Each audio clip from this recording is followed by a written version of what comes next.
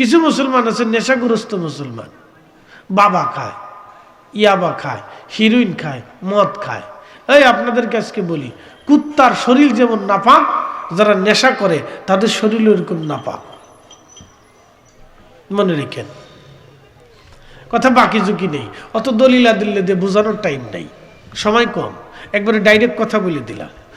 কুকুরের শরীর যেরকম নাপাক, নেশাগ্রস্তের শরীর এরকম নাপাক।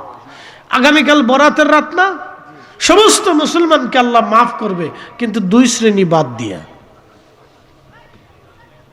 সব মুসলমানকে মাফ করে দিবে, টোটাল মাফ করে দিবে, যাও ক্ষমা। কিন্তু দুই শ্রেণী বাদে, সহিহ ইবনে হিব্বানের বিশুদ্ধ হাদিস, দুই শ্রেণী বাদ দিয়ে। এক নম্বর, যারা নেশাগ্রস্ত, ওদের শরীর নাপাক থাকে। কুত্তার শরীর যেমন নাপাক, শুয়োরের শরীর যেমন নাপাক, ওদের শরীর এরকম নাপাক। শিয়ালের শরীর যেমন নাপাক, খাটাসির শরীর যেমন নাপাক, নেশাখোরদের শরীর এরকম নাপাক। এই আস্তে কনকে জোরে বলে, কষ্ট হচ্ছে নি? যদি ঠিক না করেন তাহলে বুঝবো আপনি ওই দলের সদস্য। দূর হয়ে যা। আমরা কালকে লাইলাতুল বরাতের রাত্রে বলে ইবাদত করব, আমরার মতো কিছু টুপিওয়ালা হিংসুটে বেদাতের ফতোয়া দিবে। এই আস্তে কনকে জোরে বলেন, ওরা হিংসুটে শয়তান। আমরা ইবাদত করলে তোর জ্বলে কে? কি কথা ঠিক আছে কিনা?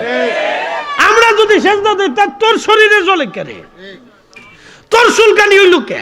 কারণটা কি? তো মলম আছে আমরার কাছে, লইয়ে যা। কি কথা ঠিক আছে রে? বুঝলেন, হিংসুটে। বরাতের রাত্রে আমরা ইবাদত করলে এটার জ্বলে কে? ও বেদাতের ফতোয়া মারতেছে। এজিদি খালি নাকি এজিদরে ফেল করে ফেলছে, এজিদরে ফেল করে ফেলছে। শুনে যাবেন ভাই আমার, এই দলের সদস্য কেউ যদি হয়ে থাকেন, পায়ে হাত দিয়ে বলি ভাই আমার ক্ষমা করবেন, কষ্ট দেওয়ার জন্য আপনাকে বলছি না, বন্ধু আমার, আপনি আমার ভাই। আমরা আল্লাহর রসুলের সিদ্ধান্তের বাইরে কখনো যেতে পারবো না। বন্ধুরে, এই রাতটা আমরা দিই নাই, এটা আল্লাহ দিয়েছেন। কোন নবীর উম্মতকে আল্লাহ এই রাতগুলি দেন নাই। বিশেষ বিশেষ কিছু বোনাস এই উম্মতকে আল্লাহ দিয়েছেন, বিশেষ বোনাস। তার কয়েকটা বলে দিয়ে যায়, আপনারা শুনে নেন। 70টা বোনাস এই উম্মতকে আল্লাহ দিয়েছেন। অন্যান্য উম্মত থেকে 70 গুণ বেশি মর্যাদা দিয়েছেন। 70টা বোনাস আল্লাহ এই উম্মতকে দিয়েছেন। তার একটা বোনাসের নাম হলো জুমা। নবী বলেন, আমার উম্মতের আরে 1.25 লক্ষ নবী, 2,24,000 নবী, কোন নবীকে আল্লাহ জুমা দেন নাই।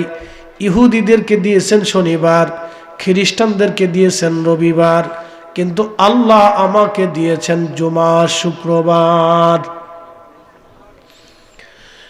সাইয়্যিদুল আইয়াম, দিনের সরদারি জুমা। আমার উম্মতেরা জুমার নামাজ পড়ার জন্য শুধু পায়ে হেঁটে যাবে। প্রত্যেক কদমে কদমে 1 বছর ইবাদত করলে যত নেকি, প্রত্যেক কদমে কদমে তত নেকি। 1 বছর রোজা রাখলে যত নেকি। আমার উম্মতের আমলনামায় শুধু জুমার জন্য মসজিদে হেঁটে যাবে আর হেঁটে আসবে। এই হেঁটে যাওয়া আসার মধ্য দিয়ে যত কদম হাঁটবে তত বছরের নেকি আমার উম্মতের আমলনামায় আল্লাহ দিয়ে দেবে। 500 কদমও যদি হাঁটে 500 বছরের নেকি। 1000 কদম যদি হাঁটে তাহলে 1000 বছরের নেকি উম্মতের আমলনামায় জুমার দিন আল্লাহ লিখে দেবে।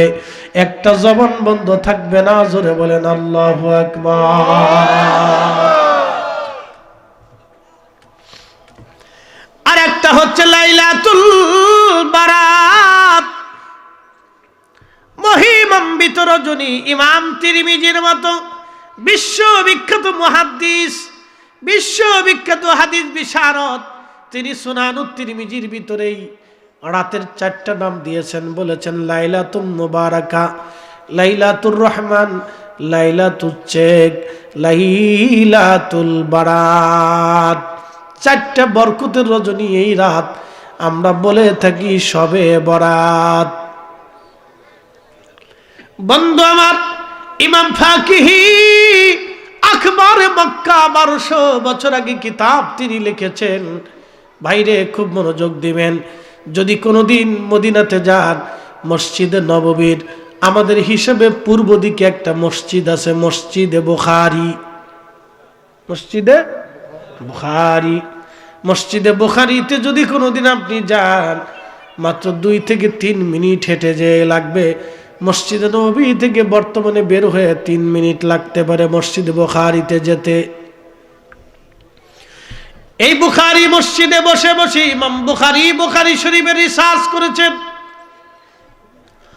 এক কুলাউড়াবাসী ইমাম বুখারীর সমসাময়িক একজন মুহাদ্দিসের নাম ইমাম ফাকিহি আখবারে মক্কার ইতিহাসের কিতাবের মধ্যে লেখেন, আমাদের জমানাতে লাইলাতুন নিসফি মিন শাবান যখন আসতো, খারাজু ইলা বাইতিল্লাহিল হারাম, মুসলমানরা হারামে একত্রিত হতো। ইউসাল্লুনা, তারা নামাজ পড়তো, ওয়ায়াদউনা, তারা দোয়া করতো, ইয়াকরাউনাল কোরআন, তারা ওই রাত্রিবেলা হারামে বসে বসে কোরআন তেলাওয়াত করত। আর কিছু মুসল্লিরা জমজমের পানি উঠাইয়া কাঁধে করে নিয়ে নিয়ে মুসলমানদেরকে জমজমের পানি পান করাইতো। আপনি যদি মনে করেন মসজিদে এই রাত্রে বিরিয়ানি খাওয়াবেন, খাওয়ান, নিষেধ নেই। আমি মালুইদেরকে দেখছি সারা বছরই খাওয়ায়, মালুইদেরকে দেখছি সারা বছরে। মালাক্কার চাইনিজ মসজিদে গেছি, মালাক্কার অনেকগুলি মসজিদে গেছি। গেন্তি হাইল্যান্ড থেকে আসার সময় আর একটা এলাকার মসজিদে যায় দেখি তবারক সিন্নি। বলো কি এখানে সিন্নি কেন? কড়া সিন্নি খাওয়া। আমি মালাক্কার সাগরের ভিতরে 15 বছরে হুজুর গাউসে পাকের আওলাদ, সন্তানের কলিজার টুকরা আওলাদের রসুলের মাজার জিয়ারত করতে গেছি, ওইখানে যায় দেখি সিন্নি। বলো কি তা? এরা মুসল্লিরা আসবে সিন্নি খাওয়ায়, রাষ্ট্র খাওয়ায়, সরকার দেয়। তারপরে ইয়ে আছে, শরবত আছে, চা আছে, কফি আছে, ওরা খাওয়ায়। তো মালাক্কা চাইনিজদের মসজিদে যাওয়ার পরে দেখি মসজিদের সামনে অনেক বড় টেবিলে কলা পরে রয়েছে। তা বলে এত কলা কেন? মুসল্লিরা আসবে মন ইচ্ছা মতো কলা, কেউ কলা খাবে, কেউ বিস্কিট খাবে, কেউ চা খাবে, কেউ কফি খাবে, উন্মুক্ত। বাংলাদেশের মসজিদের সামনে যদি কলা থাকতো তাহলে কলার কি অবস্থা হইতো?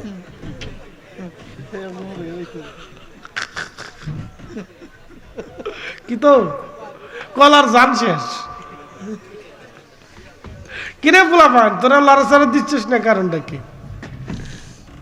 মসজিদের পিছনের এক জিলাপি রেখে সামনে হুজুরে নামাজ পড়লে পিছনতে চাইতে জিলাপি নাই। জিলাপি একটু বুঝে সুঝে কেন, জিলাপির ভিতরে অ্যাসিড দেয়, অ্যাসিড দেখবেন বেশি খেলে মুখ চুলে যায়, ওটা ক্ষতির কারণ। বাংলাদেশে যে কিতা খাবেন, আমি খাওয়ার কিছু খুঁজে পাই না। মাঝে মধ্যে মন চায় যে হুইদের সাথে। প্রিয় হাজিরিন, খুব মনোযোগ দেবেন।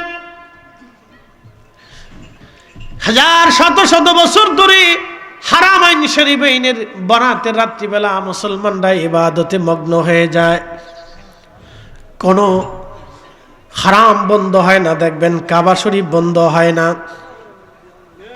মসজিদে নববী বন্ধ হয় না, মসজিদে কুবা বন্ধ হয় না, মসজিদ আকসা বন্ধ হয় না, বাইতুল মামুর বন্ধ হয় না, বাইতুল ইজ্জত বন্ধ হয় না।